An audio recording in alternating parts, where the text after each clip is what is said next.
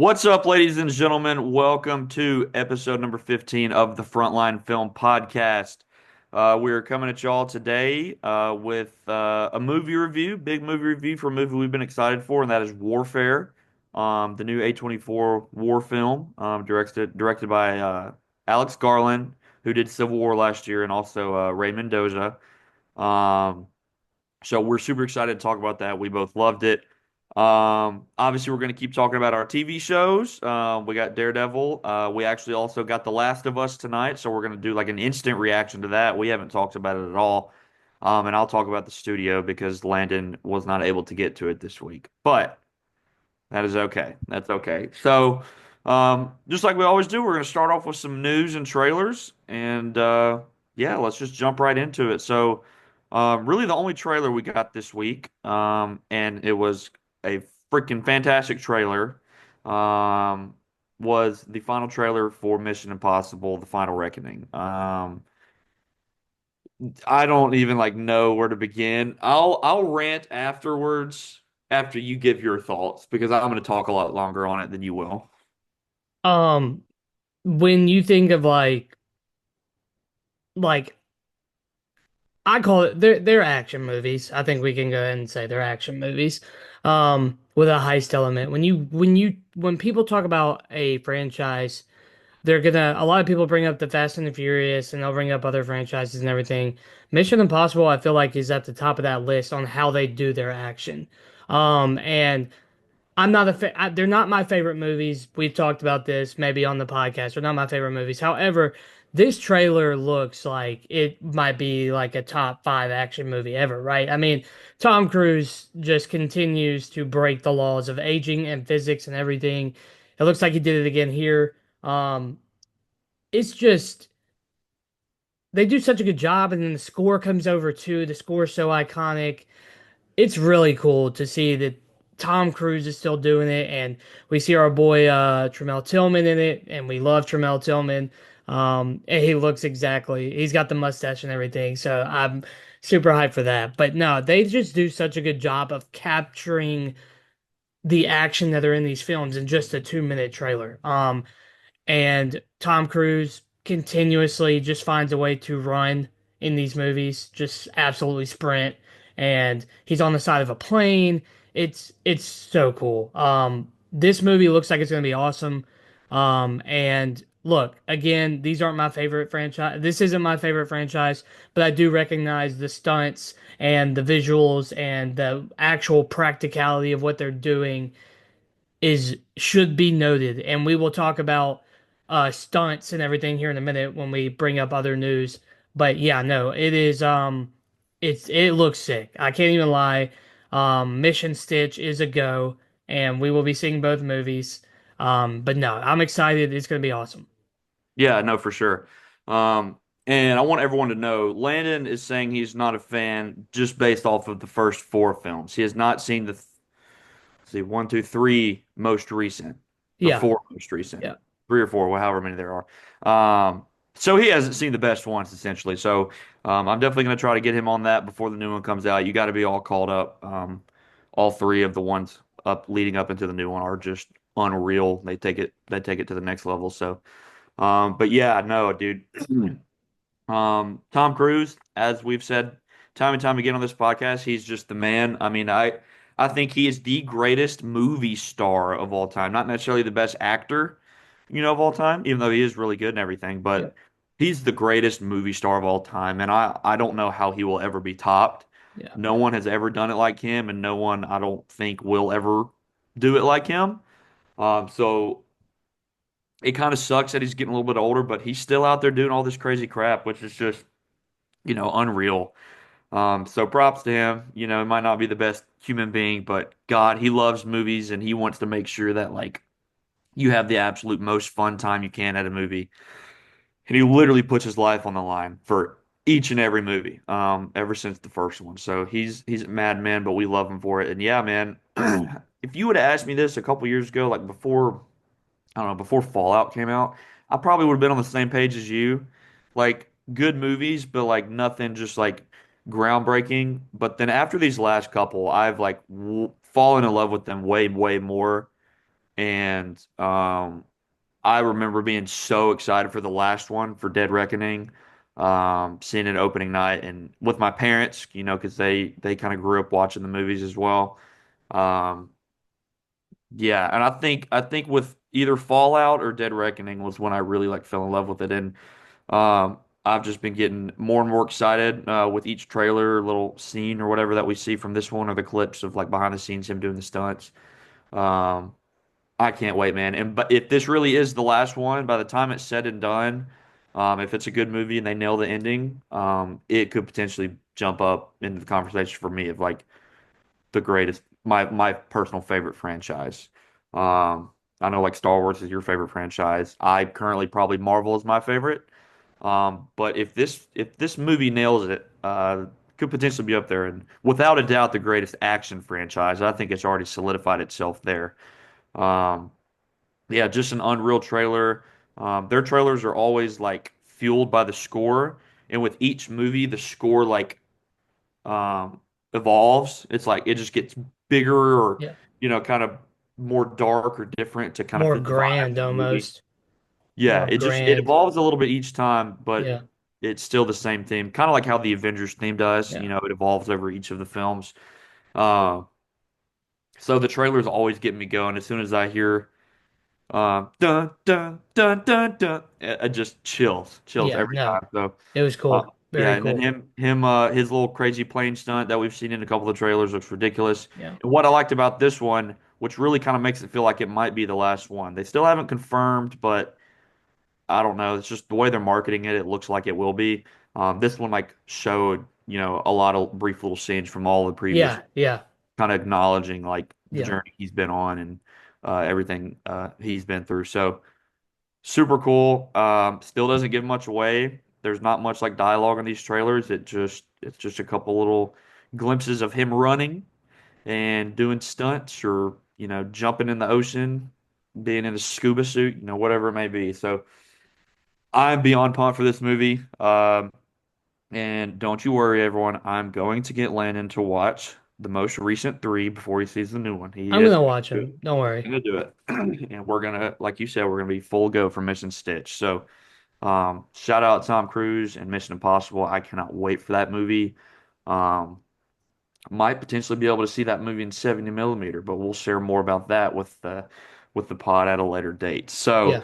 Yeah. um, that'll be sick. And then to piggyback right off of that, um, really cool, but definitely pissed me off. This hasn't been done sooner.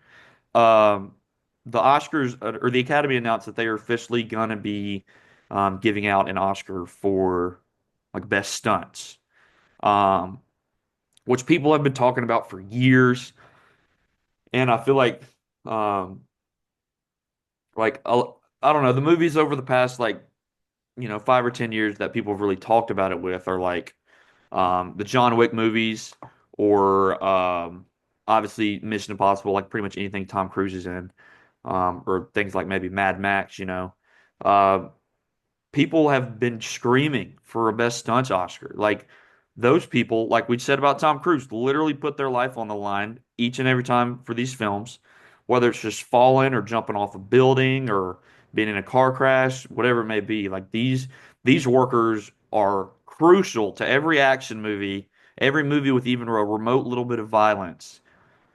These people, this team, or these teams of stunt people are like one of the most important teams. It's crazy they have not gotten an Oscar up until now, and it's still not even going to be added, I don't think, until 2028, which sucks.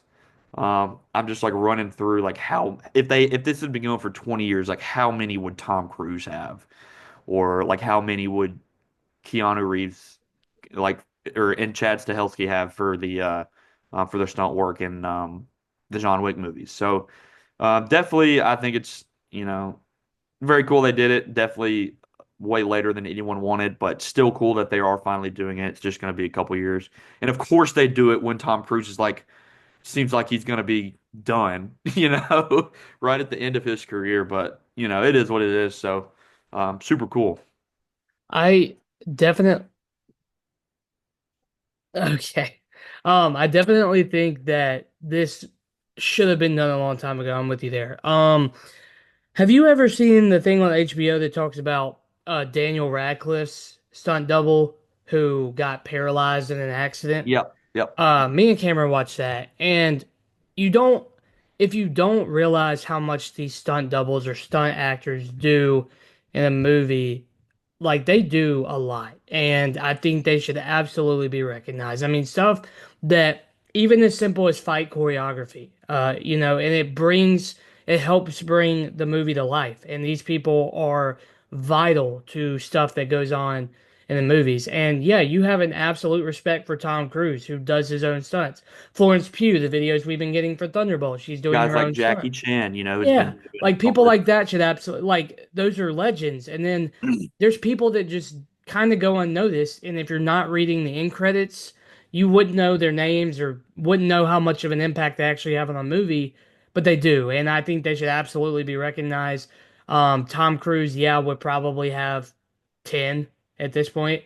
Um, and I hate that it's 2028. I think we got to do this as soon as possible. The fact that it's that's not starting next year is I don't weird to me. understand. Yeah, that doesn't make any You have to sense. make more of the little award things. That's all you have to do. I mean, and I'm really hoping it's not one that doesn't go recognized on the main broadcast. I want that one actually broadcasted. I want the stunt people to come up. I want them to be recognized.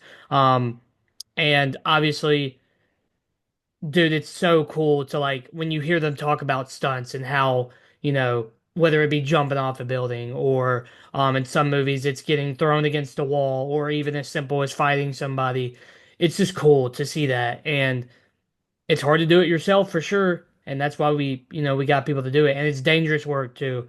It's dangerous in some aspects, and that's why I respect Tom Cruise for doing his own stuff and Jackie Chan for doing his own stuff because it takes a lot of courage and a lot of like you have to be like even like in the car wrecks, like they get somebody in there to simulate a car wreck, and of course, man, why the Fall Guy, Yeah, right? I was literally just about to bring that Ryan up. Gosling, like that's just fun stuff to like watch. And yeah, that stuff should be recognized, should not go unnoticed. It's very cool that they are getting recognized by the Academy.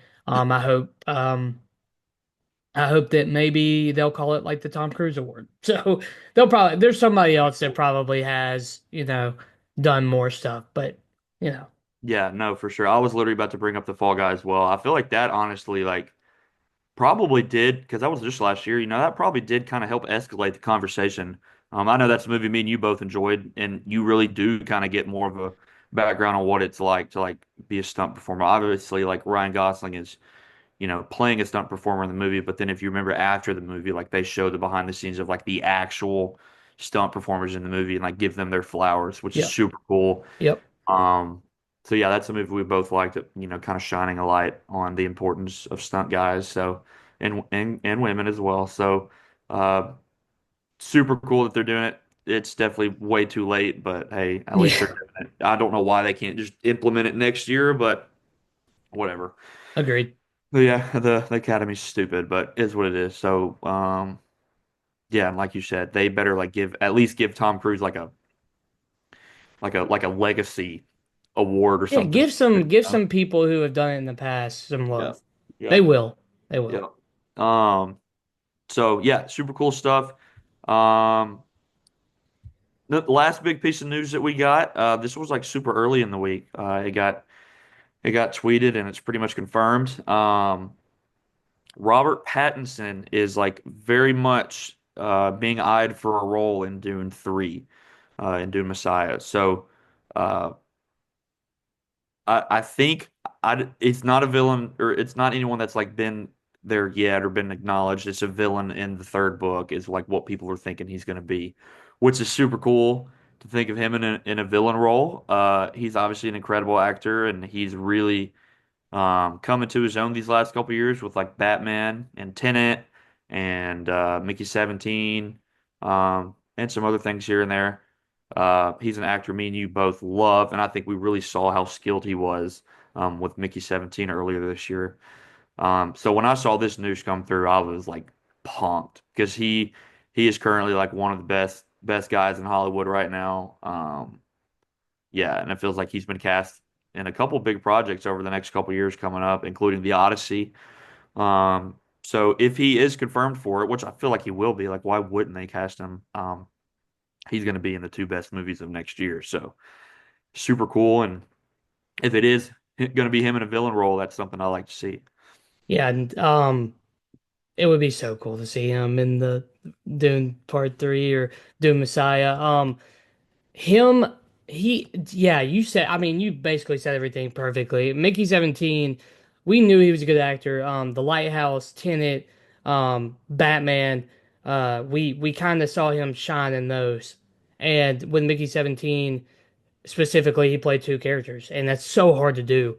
And if you can do it well, like he did, and he doesn't even sound like himself, like so he can kind of do whatever he wants with his voice and put on. He plays a character, and no, he's sick. So as many movies as he is in, I'm getting to the point where I'm just his number one supporter. Where if he's in a movie, I'm absolutely gonna go see it and not even think twice about it. Because even with a bad script, he could probably carry a movie. So and Dune Messiah is gonna be amazing. So just adding him into already what's a freaking awesome story, I bet, is just a recipe for success. Just make Yeah, for more sure. like critically acclaimed, well, some critically acclaimed movies. Yeah, for sure. So hopefully that is, I mean, I think him being eyed is definitely true, but whether it's like, 100% confirmed, probably we don't know yet, but hopefully that would be sick. Yep. Austin Butler was unreal Yeah. as Fade Rotha in Dune Part 2. Yep. So it's gonna take a big performance to like one up that, even though, everyone kind of knows like Paul Atreides is kind of seeming like he might become the ultimate villain, in this story, but Great. Yeah. still gonna be, his antagonist. So, um, Yeah, it even seems like in those movies, like the supporting characters from, like obviously Timothy and Zendaya are like in a league of their own, but like, uh, Rebecca Ferguson as the mom and, um, what Skarsgård as, well, I don't even know his name really, but you know the guy that's Harkonnen, one of the yeah, Hark Baron. Baron Harkonnen, who's creepy as hell, from Brolin as Gurney, Bardem as the Lisan Al Oh, Gaib guy. Yeah, so it always seems like in the two movies that we've gotten of Dune, the supporting characters always are like do a really good job. There's not really any bad acting performances that we get. Um, but Pattinson is already just elite at what he does. So, yeah, yeah, and Momoa and Batista. yep. Even The yeah, those are list goes on small. and on. And then Yeah, we got Florence Pugh and Christopher Walken. I mean, the cast for those movies is yeah. unreal. So, And we'll get more of those characters in the next one, I would assume. So, yep, yep, for sure. So super cool. I'm very very excited for Dune Messiah. Robert Pattinson's about to be a busy man as well. We've been talking about Tom Holland and Zendaya being busy, but Robert Pattinson looks like he's going to be pretty busy yeah, as well. So, good for him. We're excited. So yeah, that's pretty much not a ton of movie news and trailers this week, but those are just the big things we wanted to cover. So now, like we've been doing for the past couple weeks, we are going to talk about Daredevil, Daredevil Born Again, episode 8, the penultimate episode. Usually in a lot of these shows, Marvel shows, sometimes the penultimate episode is like can sometimes be the biggest. I feel like that's the trend that like Game of Thrones started, yeah. Like the episode 9 in Game of Thrones, like And those were always yeah, insane. episode 9 and episode 10 was always a fallout in how it's gonna lead Yeah, in. how Yeah, it kind of wraps up. Um, so yeah, this was the penultimate episode. Didn't really know what to expect. As we know, the last couple weeks, like both Kingpin and Daredevil, have kind of come back into full form. Um, Fisk is literally like physically growing back into the character. Matt's, been suited up a lot more recently. Um, so this episode picks up just kind of dealing with the aftermath of the death of Muse in the previous episode, and it's Heather, his girlfriend. She's like super worried about him, and he's coming home bruised and everything, like he always does, and she's just super worried. And he was obviously, he doesn't seem like he's going to tell her anytime soon. Um, and then you also got Fisk, kind of dealing with the repercussions of what him and Vanessa did at the end of the last episode, shooting shooting that guy that was going against them. So, um, yeah, it's just kind of I feel like we're really back in a full form Daredevil. Also in this episode, Matt kind of has an epiphany about the whole um, situation about Foggy's death, and so he goes and talks to Bullseye. First time we see Bullseye since the first episode. Um, and I'll let you kind of pick it up from there. You were killing it. Sorry. Um, but yeah, no, he goes and talks to Bullseye, and he kind of basically learns that um, kind of blanking because I watched it 2 days ago. I'm also tired, but no, he basically learns that Vanessa had put out a hit on Foggy or was told to kill Foggy. Um, and at the end of the episode, kind of like the whole black and white gala thing. Vanessa walks in with a red dress, and you're kind of like, okay, that's odd, whatever. Biscuits And and all white. yeah, Matt does the whole swoop in thing with taking Vanessa to dance, kind of like dance with her, and will Fisk is in the background like that's my girl, not yours, but whatever. And then basically I think the biggest part of the episode is, the end and everything where Matt literally takes a bullet for Fisk. Yeah, And what I you can kind of go how you want with that one, but you kind of look at it like, okay, yeah, they're going back into their old forms, right? They're kind of, you know, you Fisk is turning back into Kingpin. Matt is obviously back Daredevil, but we kind of see, we talked about it in the last couple episodes where they're spiraling back into their old ways. But there's one thing that's always going to be the difference between them two, and that's Matt's selflessness and Fisk selfishness. And I think that's the difference where we get like, do you ever think that Fisk would do that for Matt? No, there's no way it would not happen. And I think that that's important going into the next episode, right? Like Matt, even though he is, he's keeping secrets from his girlfriend. He's, not being truthful about everything he's doing. He's working behind in the background. Like he knows everything about Muse. Like he was doing that in the background. And but still at his heart, Matt is thinking he's doing the right thing for the people around him. And I think that's always important. yeah, for sure. And you kind of left off a big part too when he goes and talks to Bullseye. You know, he slams Bullseye's head on the desk, and um, he just walks out. Not really Oh, thinking much of it. And his my bad. no, dude, you're good. You're My good. bad. So, Sorry. so I'll rewind even a little bit more. So Matt is in Josie's, their old bar that he used to hang out with Foggy, and he's there with Cherry, and Cherry's talking to him about like, dude, why are you doing this? Why are you getting back into this life? And talking to Josie, the bartender, Matt kind of has an epiphany about the night Foggy got shot, and she tells him, he'd been drinking his victory drink, and Matt was like, for what? And then he just kind of started piecing things together. So to kind of I guess because he'd been thinking about it, he wanted to kind of get more questions answered. He went to go visit Bullseye, to confront him, in prison about what happened. Um, and Bullseye obviously didn't really telling him much at first, and he's trying to get in his head, make him act out. Um, and he makes the comment. He says one of the coolest parts of the episode that ties into the very end. He said, you know, you're not supposed to hurt me. You're supposed to help me. You're supposed to defend me. And Matt was like, why would I ever defend you? And he goes, isn't that what heroes do is defend their worst enemy? Which was a super cool comment. And you can tell like Matt is definitely kind of wrestling with that. And he obviously is at the end of the episode as well. So they get into it after he says that, and Matt slams his head on the desk. Bullseye breaks his tooth off and uses it to essentially Yeah. escape. Yeah. He just spits his tooth in the dude's face, kills him, and then is able to break out of the chair and kills, everyone and puts on a disguise and breaks out of the prison. So, yeah, he finds out Fisk is having that big gala. Yeah. Um, Matt and his girlfriend Heather got invited. So, they go, and after Matt kind of realizes, he puts together that Vanessa did it.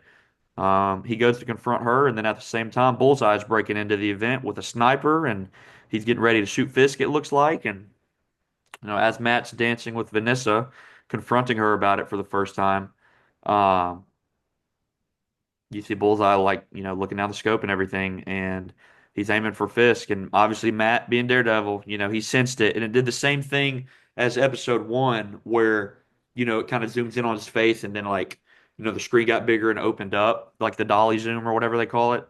Um, and as he does that, Bullseye pulls the trigger and Matt jumps in front of Fisk and takes a bullet for him. He literally does exactly what Bullseye's told him in the holding cell or whatever. He defends his worst enemy. He takes a bullet for his worst enemy. Um, and it's like you said, Fisk would never do that for Matt, but Matt didn't hesitate. Like he jumped right in there, and then um, the episode just ends. Pretty big cliffhanger. Obviously, Matt's not gonna die, but still They killed crazy that he Daredevil. still crazy that he got shot, Yeah. especially taking a bullet for Fisk. And Now, obviously, like Fisk would have never known Bullseye is there. Like he would that just but the fact that if Fisk had that knowledge, it's not the same. And I think that's again the callback to the comment made that I skipped over. But when you think about Matt Murdock or Daredevil and you think about the difference between him and Fisk or him and Bullseye or him and Muse, like he is putting others before him. He knows that he might what he's doing is maybe not perfect, but he knows that people need help, like saving. People need help. And that's also why I think it's awesome that Matt Murdock's character is a lawyer. He wants to do it the right way. He's a lawyer, so he's doing it through the law, but at the same time, he knows the system is broken. And Fisk in no ways, no shapes or forms likes Daredevil as like he is not a fan of Matt Murdock. Really, he respects him. That doesn't mean he likes him. Matt Murdock probably feels the same way about Wilson Fisk, but at the end of the day, he knows it's the right thing to do, and he is a hero, right? yeah, Like Daredevil is a hero. yeah. So Um, so now like Fisk is gonna be wrestling with the question of like, obviously Fisk like hates Daredevil. He doesn't hate yeah, Matt Murdock, but he hates Daredevil. He hates vigilantes, which has been evident this whole season, and in the previous seasons. But what is he gonna think now? One of them just saved my life. yeah. So I'm really curious as to see the dynamic there. If the dynamic switches, what if he thanks him or something? Um, what if maybe they kind of team up to get back at Bullseye? He owes him his life, I and mean, he does. He Kingpin. literally does. So he's going to have to look at his whole philosophy of vigilantes are bad and we need to get rid of all of them. I'm curious to see like how he wrestles with that now, knowing that one of them literally saved his life, And especially the one that he's been at odds with for all these years. And I think sometimes it makes a show interesting because it gives you that extra level of thinking. Sometimes Marvel kind of gives you the base stuff, like, okay, like this is what happened, and that's just all you need to know. But like Daredevil, there's a whole sense, especially with the last three seasons when it was on Netflix, like there's a whole sense of an internal struggle for not only Fisk, but for Matt Murdock and everybody. Like there's an internal struggle there. And Kingpin is a very interesting character too, because in the comics, it's not so much that he wants like power. That's not his character. Kingpin wants to be acknowledged, but he also wants people to like remember his name and remember like that he has done good for like in the comics he does good for people, but he wants the acknowledgement from people that he has done good. And him running for mayor of New York is kind of interesting because you're going to have constant feedback and approval ratings and everything like that. And that's why I remember in the earlier episode where they want him to do something good on camera and he's going viral with the tweets. He wants that kind of like acceptance from the people that he's over. And that's kind of his character dynamic. And yeah, Vigilante's kind of get in the way of that because they're taking some of the shine away. That's what makes this dynamic so interesting is because now, well, Matt just saved my life, and I Yeah. don't like Daredevil, and but I know what he's a vigil. I know that, but now I owe him my life. Yeah. So Yeah, I'm curious to see how he takes it, and kind of like you said earlier, They really are. They have like the one core difference of like Fisk's selfishness and Matt's selflessness. Um, but they really are similar in a lot of ways. They both, at the end of the day, they both absolutely love their city and Yeah. they want the best for their Yep. city. Yep. Now they see that in different ways, obviously. But for the most part, like other than some of Fisk's like personal stuff with Vanessa, like killing that guy or her going down or yeah, we didn't even talk about that this episode. She went down and killed Adam for him. Oh yeah, yeah, yeah. But a lot of, he does a lot of like things that are out of pocket, to defend Vanessa or like in the previous seasons, his mom. That's when he kills Ben Urich, Yep. for going like Yep. interrogating his mom. Yep.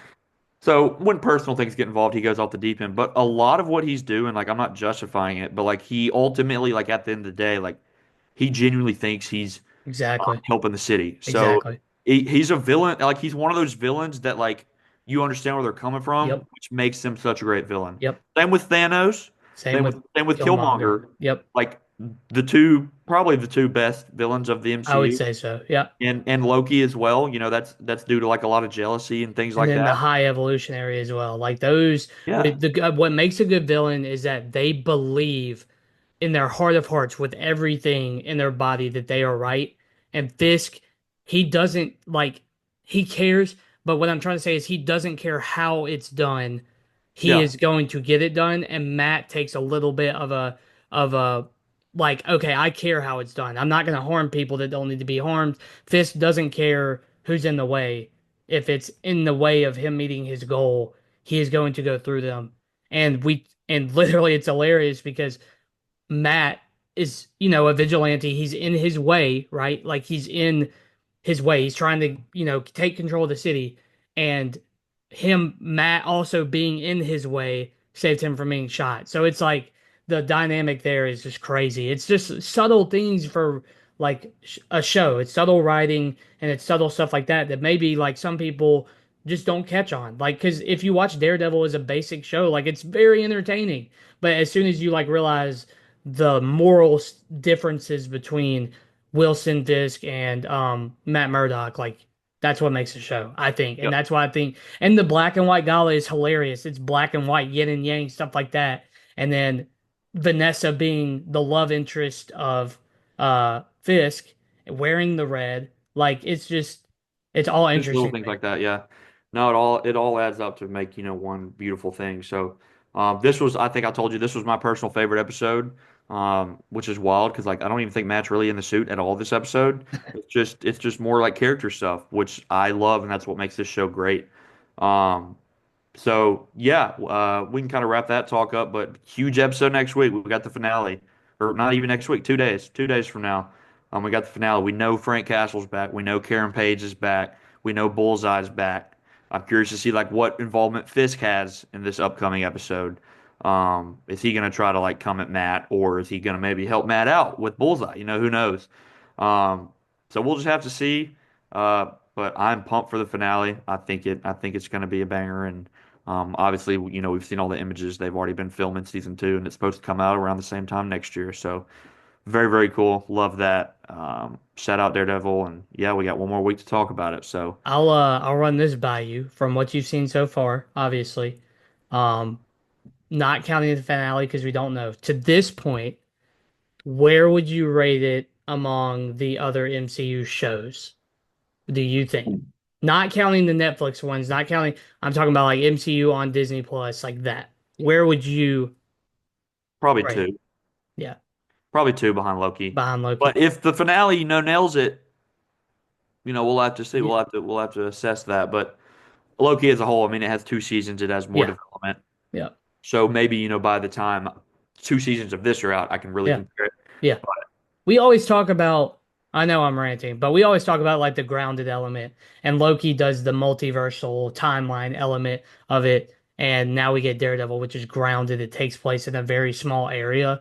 And I think that's why me and you like it so much. Loki, of course, is absolutely should be given its flowers because of what it did at the time and Hiddleston and Loki and his character development. But from what we've seen from Fisk and Murdoch alone in this season, talk about character development and intertwining their characters like almost to the core level of their beliefs, and it's just I like stuff like that.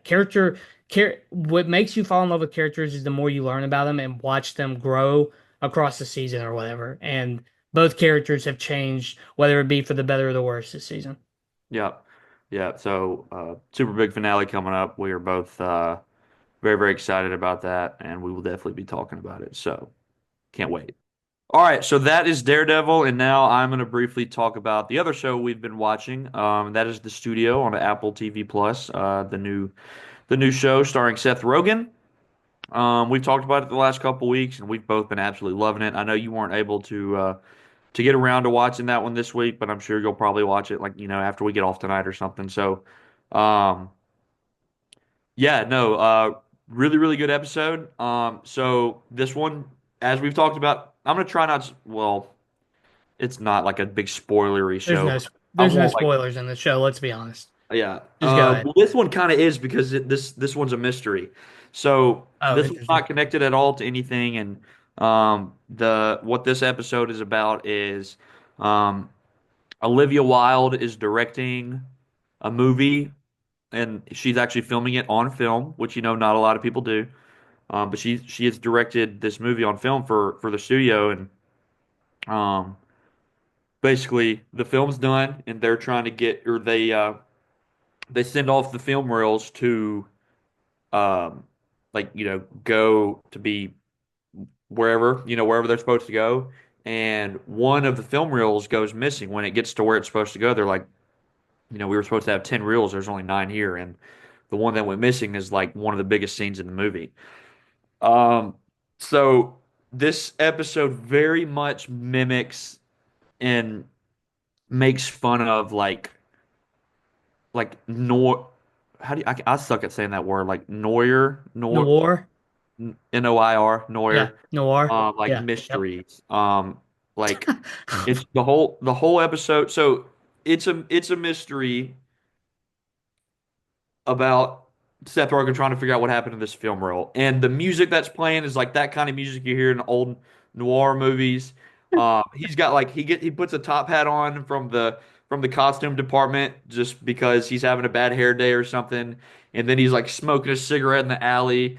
He's like talking to himself, and his buddy Sal like walks up. He's like, "Why are you talking to yourself?" And he's like, "Oh, my therapist said it would be good for me." So like throughout the movie, it's like, in those noir, like, detective movies, like, they narrate or they kind of talk to themselves while the music's playing. And that's exactly what this episode does. So it just kind of like picks fun at that genre, That's funny. but still like pays homage to it, which is super cool.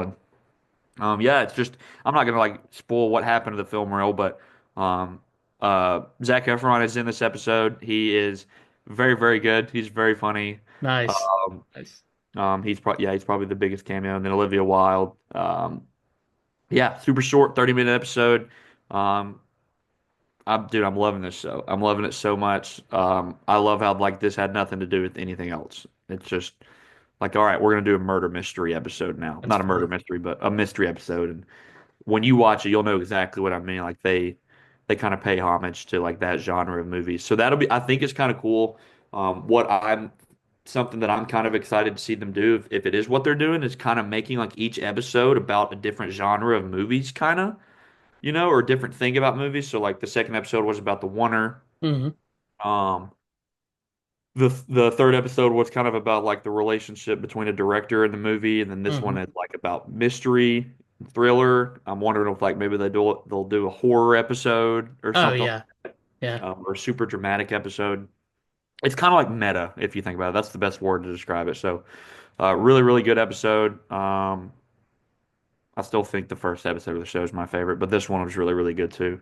So yeah, you need to watch it. It's kind of a funny twist on what happened to the film role. You do find out. But yeah, really funny. Seth Rogen's great. He's killing it. I definitely think he's going to be in the running um, for not Academy Award, an Emmy, Yeah. or a Golden Globe. Yeah. So yeah, loving that. And then now we can jump into our new big show. We've been talking about it for a couple weeks now, and it's finally here. We just both watched the first episode and have not talked about it at all. Uh, the first episode of The Last of Us season two premiered tonight. As we literally talked about last episode, season one is probably the best straight video game adaptation ever put to Yep. screen ever. Yep. And I don't think there's really any question there. Um, so obviously we've been very excited for this season.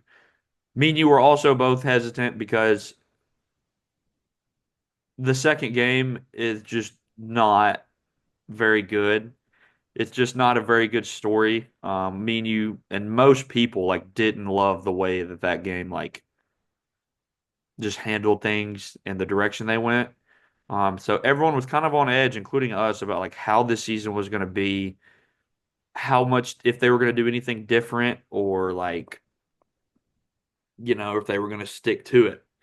And we're not going to spoil what happens in the game. Me and you both know, and I'm sure a lot of people watching probably know.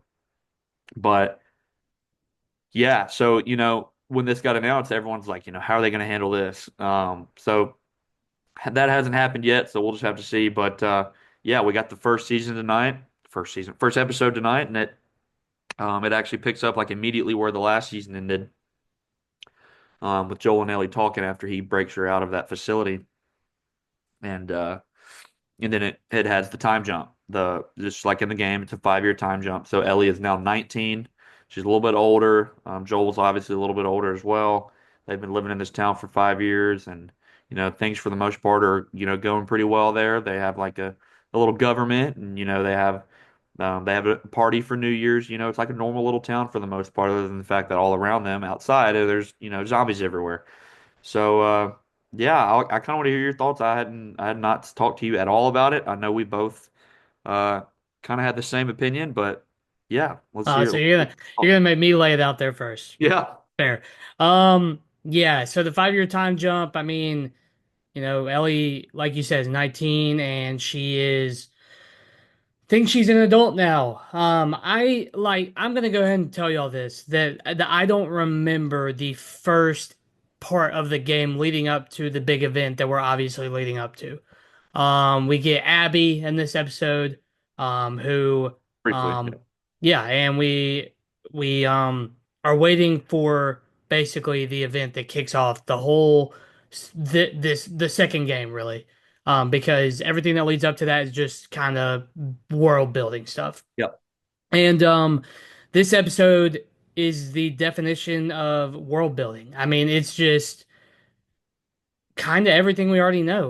The clickers are running rampant, and they're in Jackson, or what I don't really know. Wyoming. Yeah, Yeah. Jackson, Wyoming, in the mountains in the snow, which was a big part of the first part of the game, in the snow, and it's really just Ellie being defiant. She's going against protocol and the rules and everything she's supposed to do on patrol. And I will say this: it is good to see Pedro Pascal back as Joel. It looks like he aged just as like 5 years. Yeah.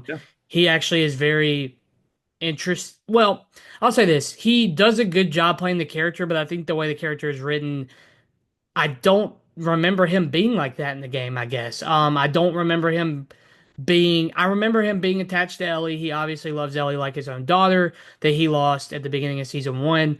And Pedro does a good job playing somebody who's trying to get through to his daughter. But yeah, I didn't care for this episode. I think it's almost like we got a filler episode to start off the season, and it's just stuff that we kind of know about Ellie's character. Ellie's character has a hard time making relationships with people because we see in season one kind of her backstory, and what happened, and it's just I didn't really care for it, and I hate to say that because I had it at the top of my draft just a week ago, and this this episode is just kind of boring. And it's just world building and nothing happens. I think we got a cool scene with the clicker that they had crawling kind of through the store, that little area. Now, if I remember correctly, I just don't remember that clicker being in the game. I remember there being a zombie that was more heightened aware, but I guess I didn't remember it looking like that. Maybe it does. I don't quote me on that. I thought that whole scene was cool because you're finding out a new type of zombie that's very intelligent, very smart. I thought it looked incredible. Also the design of the clickers, it mirrors the game, and I think that's a W. So that's awesome. But other than that, at the end of the episode, because and then I'll let you do your thoughts. But at the end of the episode, at the New Year's party, they have sparklers and they kind of drop it by a pipe that's obviously growing the fungus that is controlling the zombies. And then it pans up to the ridge up above the town, and we get Abby and her little crew looking down on the town, and that's the kind of end of it. But yeah, like I said, we all know what's coming if you know the game. But if this is what it's going to take to get there, they better do that quick because I don't think I can watch much longer of this. When they went out on the patrol, I thought that maybe they were going to kind of, go that direction. But that wasn't even close to happening. They go back to the town and everything. And it's just it's boring. I'm gonna go ahead and say it straight up. This would have been the weakest episode in season one, in my opinion. It's just not. I don't care. It's Yep. not. It's almost making Ellie feel like a defiant teenager, and Joel being the dad that's trying to break through. I don't remember that. I don't remember that dynamic No, it really in the was. game.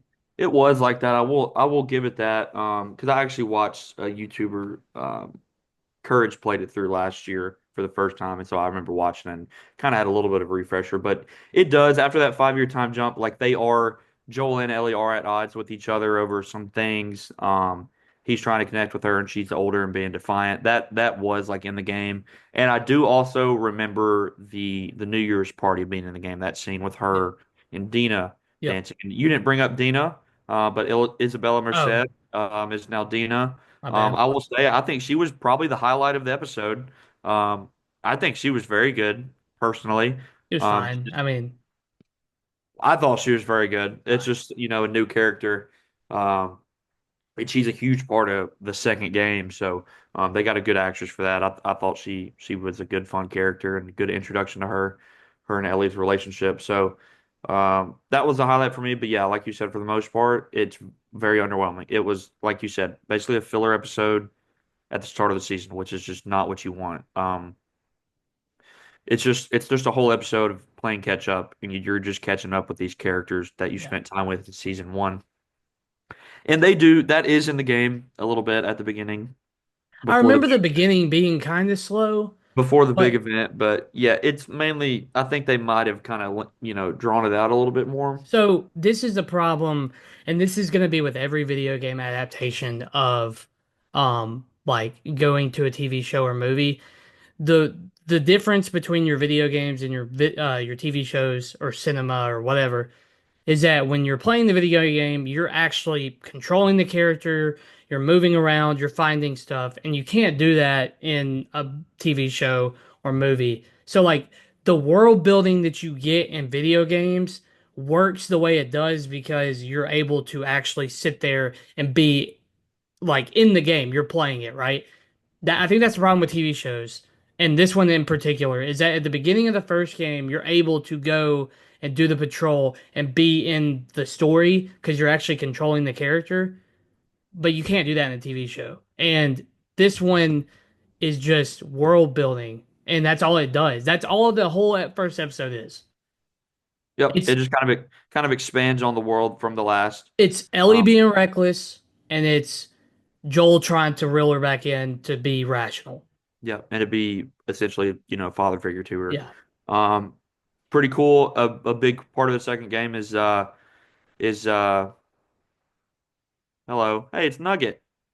and Nugget. A big part of the second game is like, his whole thing with the guitar, teaching her how to play guitar, and I'm sure we'll see more stuff of that because that's like a lot of the flashbacks that Yeah. happened in that second game, and um, so I thought that was kind of cool. A couple little nods that I remembered, and then I remember the New Year's Eve party and them dancing, and the confrontation, and I think that's like the last thing she said to Joel, before the big event happens, and yeah.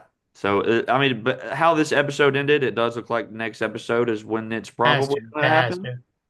Like you said, it kind of kickstarts off the whole what the game's about. So they have to do it soon. I think they have to do it next episode. If not, it's just going to get, they're just going to drag it out for too long. But it wasn't just all bad. It was just, I would say, just disappointing.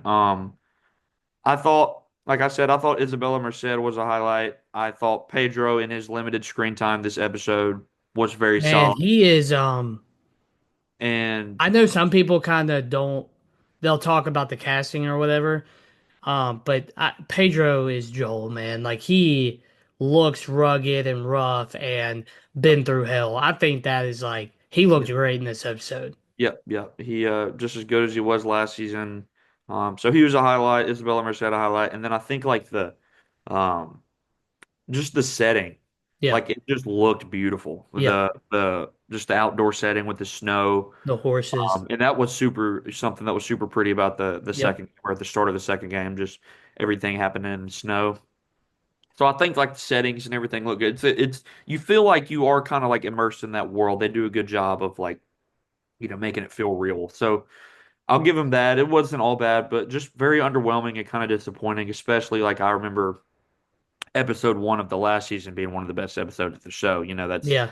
when everything hits the fan and then you get the iconic scene of him driving the truck while Yep, everything's exploding around him and um so yeah, kind of a letdown, but I do understand they wanted to catch us up with these characters. I just think they kind of spent a little bit too much time doing it. But it looks like the big event is going to happen next episode. We'll have to see.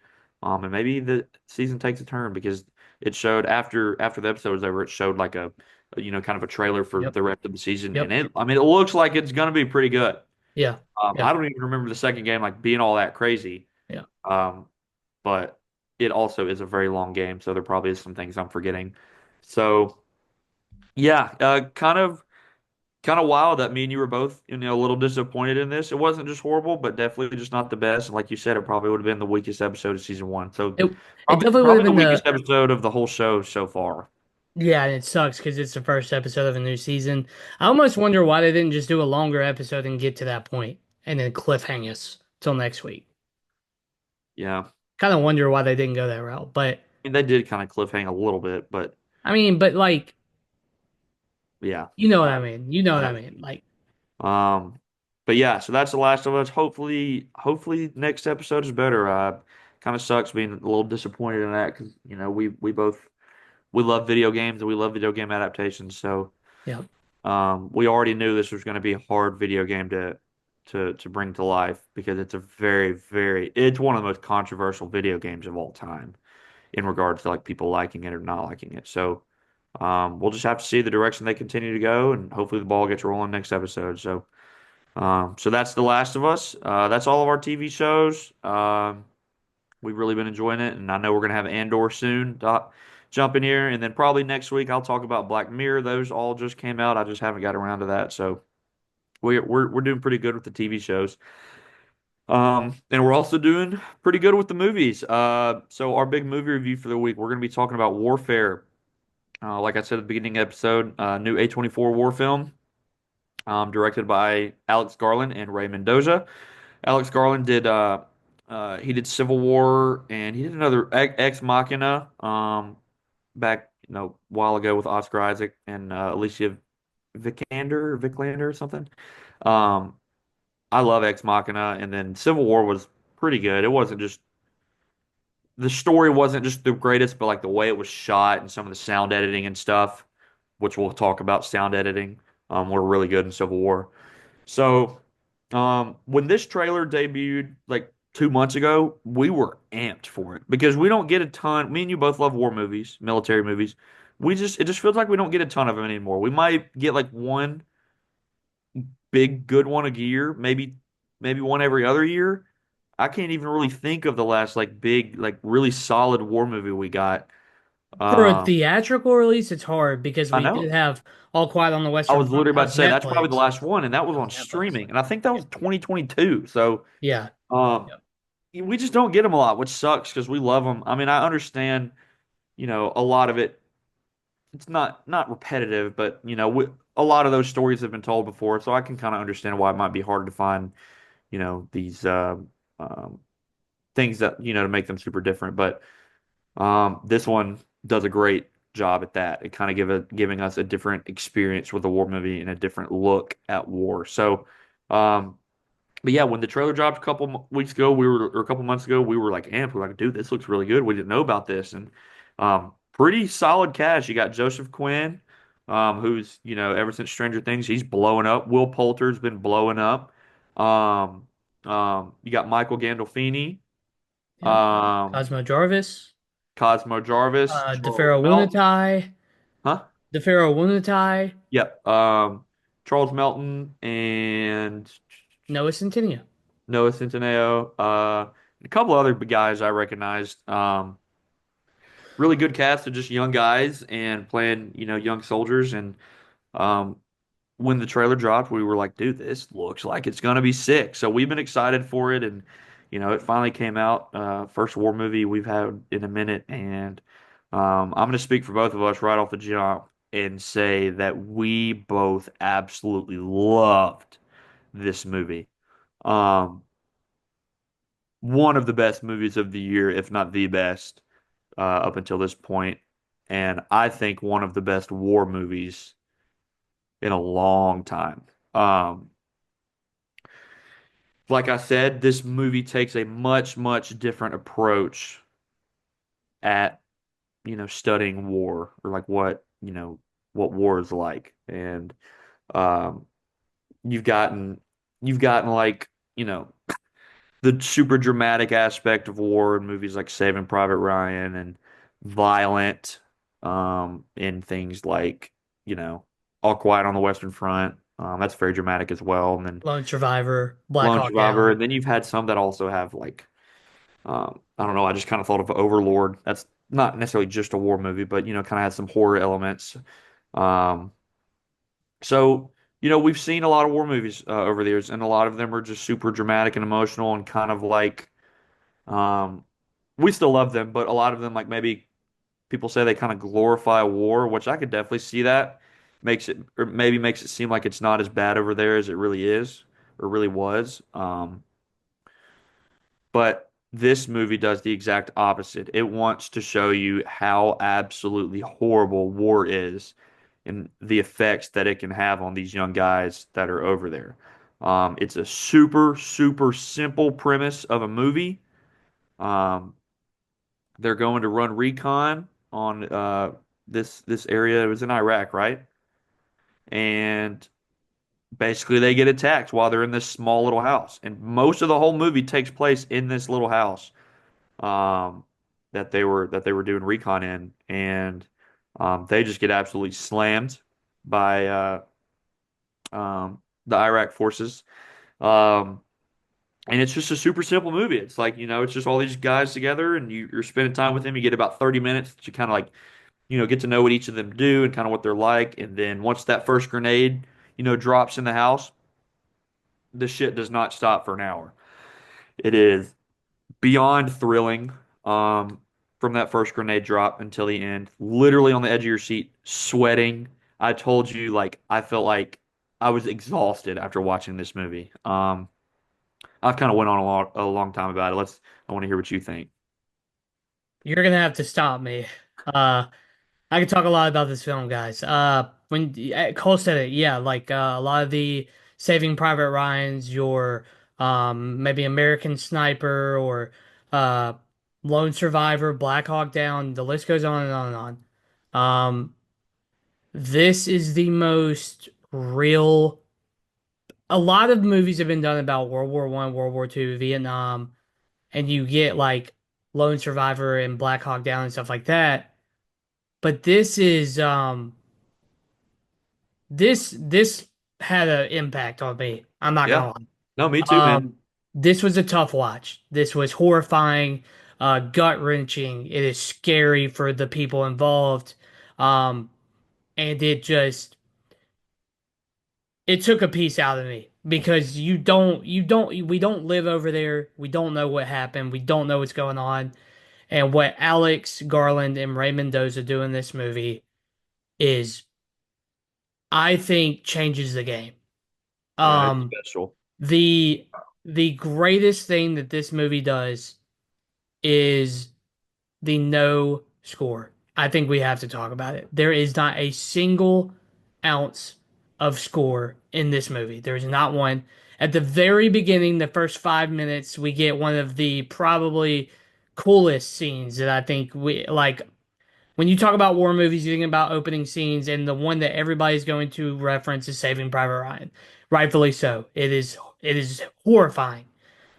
Think of the Omaha Beach scene on Saving Private Ryan for an hour and a half. That's what this movie is. It is. It's a mental. It's a chore, and the reason I say that is because it's gonna make you literally wonder what's going to happen next the whole movie. And sometimes it just doesn't happen. I mean, there are probably parts of that movie where in a normal movie, if it wasn't based on like memories, which is also just one of the coolest bases to run your movie, everything is based on memories. It's awesome. It's so cool. And if you don't know, Ray Mendoza was over there on this mission. This is a real life event that happened to him. His memories are this movie. Um, and when you when you talk about like barbarism or what two humans will do to each other with differing views or differing with conflict or anything like that, it just it makes you think. And I had a tough time when I walked out of this movie. I sat in my car for about 20 minutes and I had a lot to like think about. And the only thing I could think about is like, man, the fact that two humans could do this to each other.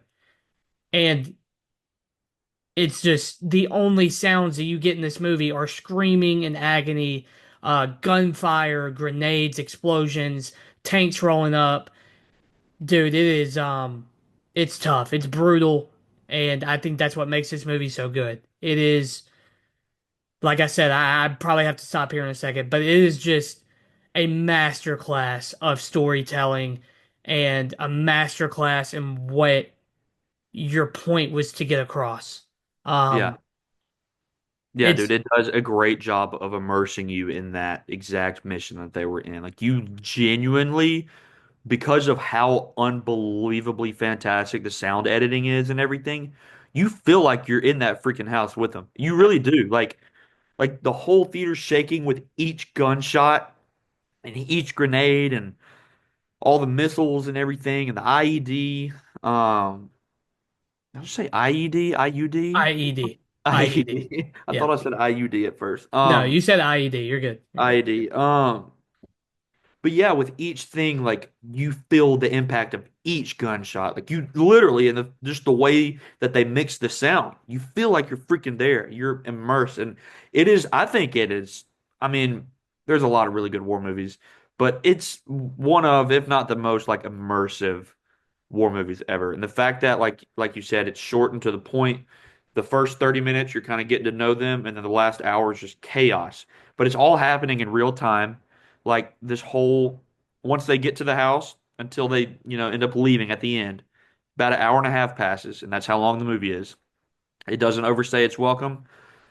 It like, I think they did it out on purpose to make you kind of feel like, that's how these things went, how, sorry, missions like that went over there. How quick and chaotic and brutal they could be, even just in such a short time. So, uh, extremely immersive, like you said. The not only is the sound editing incredible, the no score, the decision for literally no score is genius. I don't think I've ever seen a war movie do that. Sometimes you'll get action scenes with no score. One that stands out recently is the fight between Paul Atreides and Fade Rotha. A movie that's so pushed forward by its score, by Hans Zimmer's brilliant score. You get that scene of them fighting with nothing, and it's one of the best scenes in the movie. Yeah. It could definitely work. You just got to make sure you're doing it right. And my God, does it work here, bro? Like you said, walking out of this theater, like I feel like I legitimately walked out like changed a little bit in the way that I thought about war. Obviously, we know war is brutal, and a lot of these movies maybe do kind of glorify it a little bit or make it seem like it's not as bad as it is. But war fucking sucks. Horrible, horrible things happen overseas. from each war, World War One, two, Vietnam, and then everything that's been going on like Iraq the last 20 years, Afghanistan. Um, but yeah, it makes you think, man. Like it legitimately has an impact on us, and that is, I think that's the first movie this year that's like genuinely like had an impact on both of us as people. Um, I even thought about this after like this movie. It's so immersive and like so much feels like you're there. It almost feels like a horror movie. Like Yeah, it is just like so tense.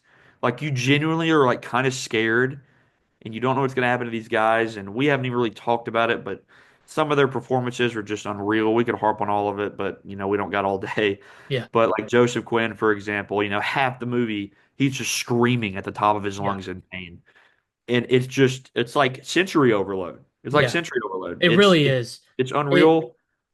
Yeah, got all and the in the radios movie, going. like there are two people really shook up in this movie, and it's Will Poulter's character, and it's the sniper that was replacing Cosmo Jarvis. I don't remember all their names. The names are literally they are important, but the most important name is Elliot. Let's be honest, like that is the most important name, and we'll circle back to that. But it is the blonde dude that over like helped. He was also in the room. Um, I can only imagine what they were feeling in that moment. And to have heroes that people over there know their one job is to get everybody that they have with them home safe.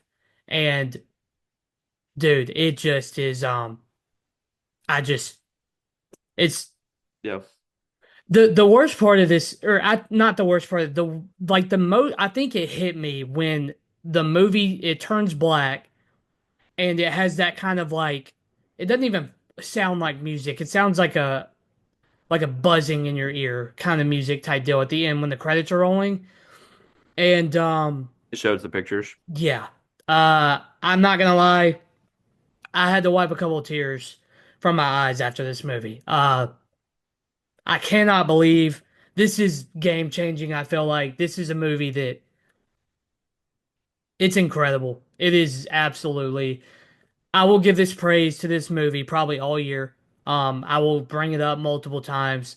But when you want to get your point of, and also one of the damning parts of this movie is as they're leaving that house, they tell the tanks to blow up the upper story. Like, hey, go to town, give it hell. They're running out the bottom, and you see the family that lived in that house just saying, why would you do this? Why? And they walk out after the soldiers left, and their house is destroyed. It's Yeah, there are so many humans affected by war.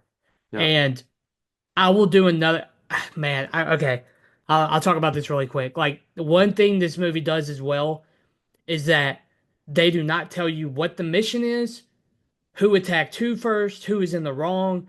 It doesn't care about that. That's not they're not trying to push anything. they're not trying to This push. There's literally no political agenda here at all. there's one agenda, and it's to tell you how brutal War war is. is.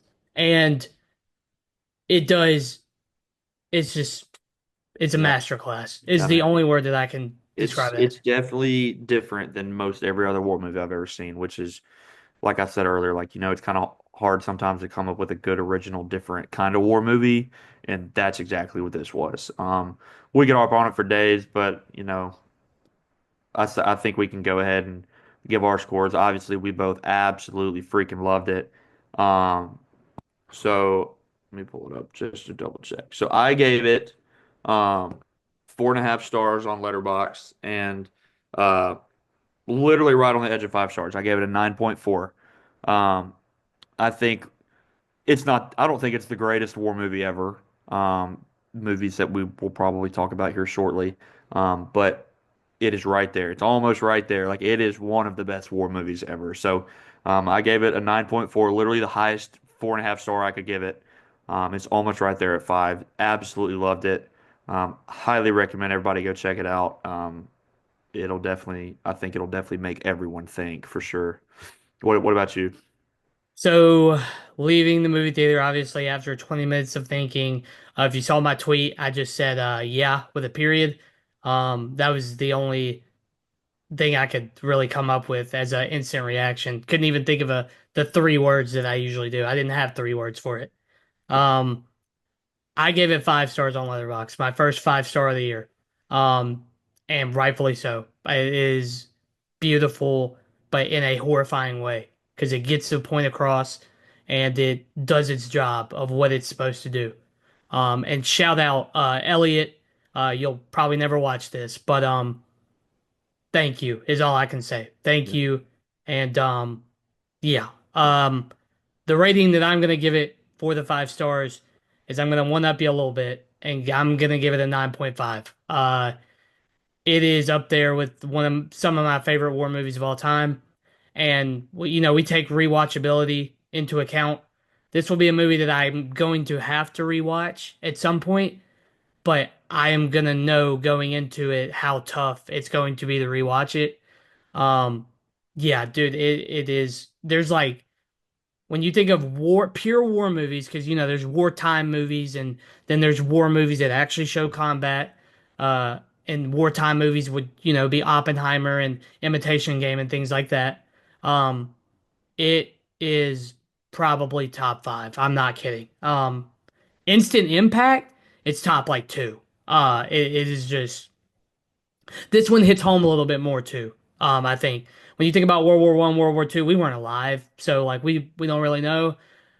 We have There's a lot of information that has come about the war in the Middle East, whether you agree with it or you don't. And this one just hits a little bit more home because we know people who are in the armed forces, that graduated high school with us or we went to college with now and stuff like that. So this hits a little bit more home. But nah, Ray Mendoza, um, thank you, Alex Garland, uh, unbelievable job, and everybody who acted in this outstanding. We didn't even mention Kit Connor, so yeah, and he was really good as well. So yeah.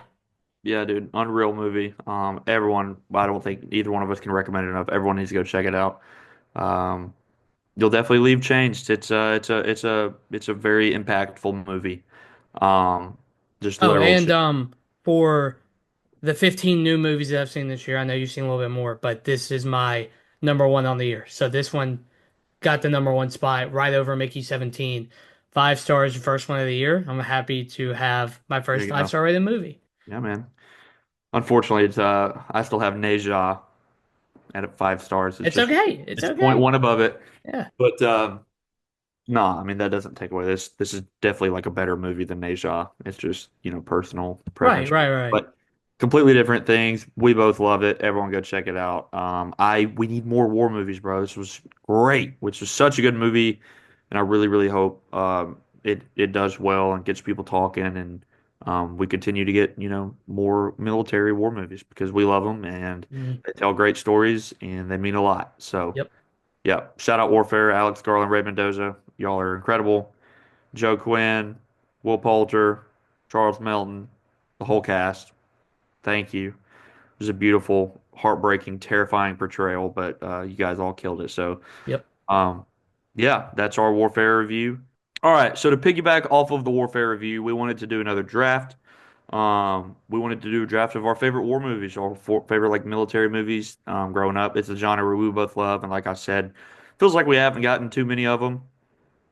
We in the past couple years, maybe one a year, one every other year. So we kind of wanted to reflect, on a lot of the ones that we love and do a little draft because we like doing drafts. So I'm gonna flip a coin with Siri. Also, we're gonna preface this by saying this has to be a movie about war, not a wartime movie. So movies like Imitation Game, Casablanca, Oppenheimer. yeah, Oppenheimer, those movies will not count in this draft. Yep. This Yep. is purely like War war movies. related. Yep. Like it needs to be about war. All right, we're All good. right. We're good. You flip. So I picked last time. Pick heads or tails for first pick. I'll go heads. Hey Siri, flip a coin. It's heads. You get first pick. No You get first pick way, all the bro. time. I'm getting first pick on everything. It's okay. It's all right. I'm probably not going to take your first pick anyways. Yeah. Unless I do. Huh? Unless I do take it if you don't take it.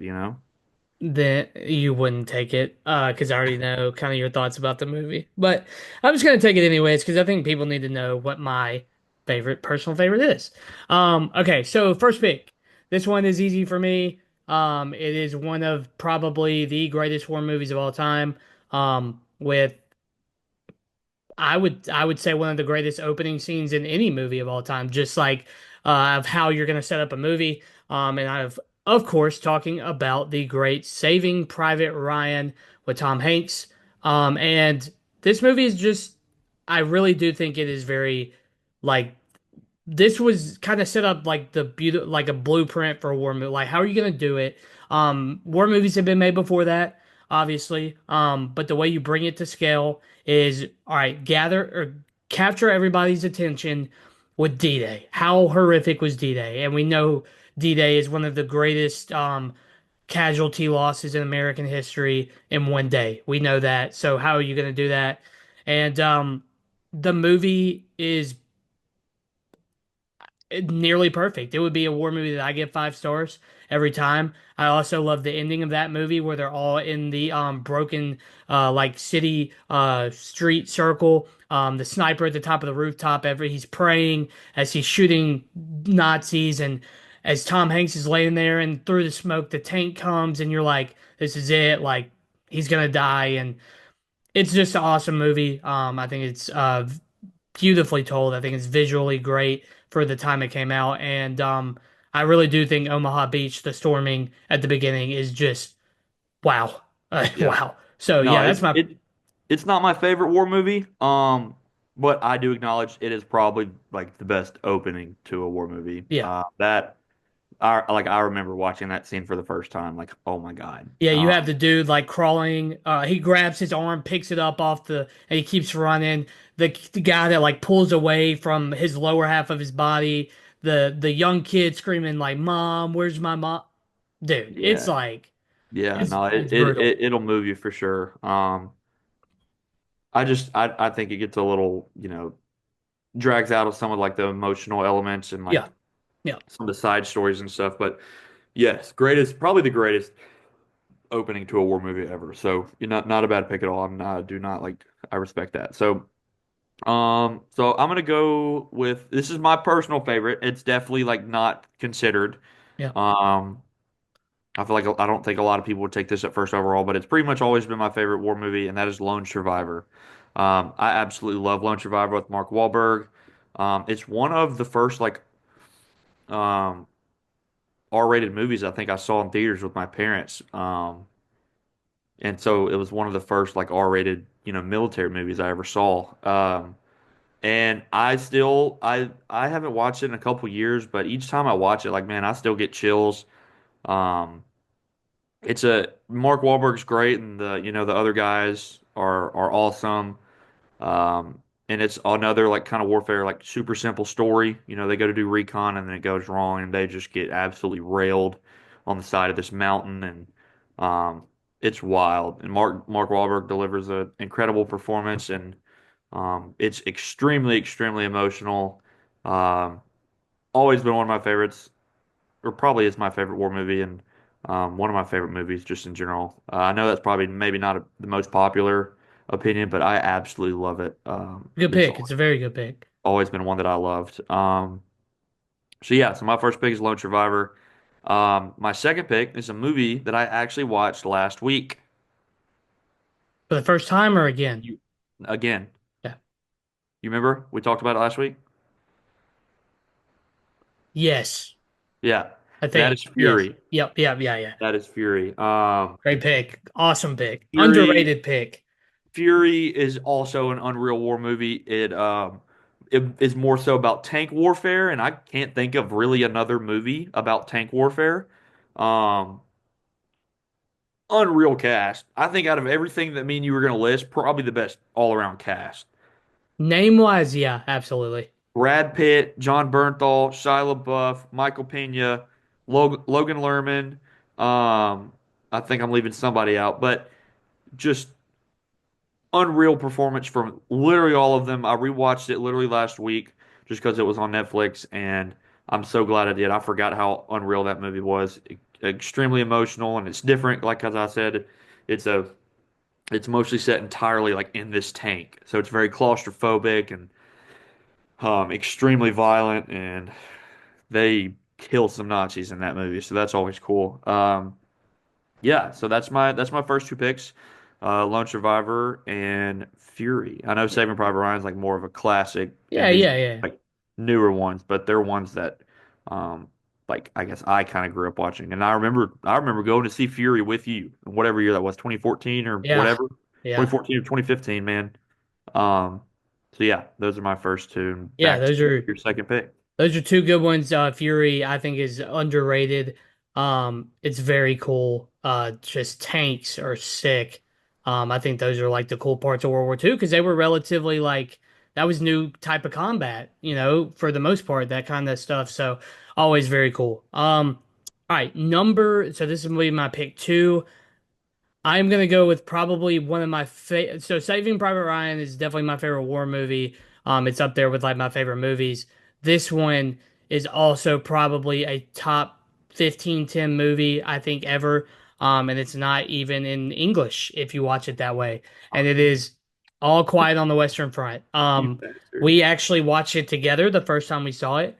The score is chilling. Oh my gosh, the score is chilling. And this is one that kind of plays into the both things where it's glorifying war, but then at the end you realize how bad war actually is. It takes place in World War One. German kind of kids that are young lie about their I thought age. I thought it was World War II. No, it is World War One. Is it not? Um, yes, yep. Germany is fighting France, and they're kind of in the um, they're at the end stages of World War One. Yeah, you're right. And huh? I said you're right. I just looked. Okay. Um, and basically what happens here is that some kids that are not of age to go into the military lie about their age. It's four friends and they go to fight on the front lines in the trenches. And if you know anything about trench warfare, it is disgusting. It is one of the most inhumane ways to fight a war, and World War One is actually probably more interesting in my opinion than World War Two, just the way it was fought. And this obviously, we'll talk about tanks in a minute. This is the first war where they use tanks. And basically, at the beginning of the film, they're like hyping it up. Oh, we're going to go fight for our country. We're going to be war heroes and everything like that.